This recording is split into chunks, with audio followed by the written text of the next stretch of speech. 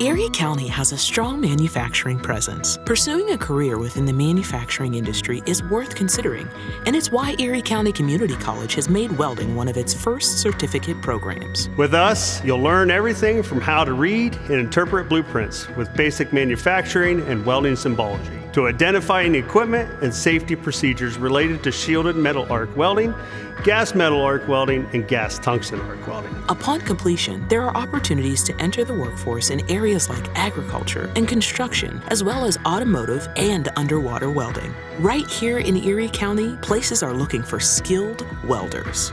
By participating in this program, our students will be competitive and landing entry-level employment in the welding fabrication industry. Advance your technical skills with a variety of materials, including stainless steel, aluminum, and steel. Remember, our program is keeping up with the standards of the American Welding Society, which ensures that the most current and up-to-date processes are being taught. The program is offered in the evenings, Monday through Thursday, and is built to be completed in 1 year. The labs are built to give you hands-on training and experience with the materials you will be using on the job. Ready to get started? We accept students into the program each fall. To learn more, email us at admissions@ec3pa.org.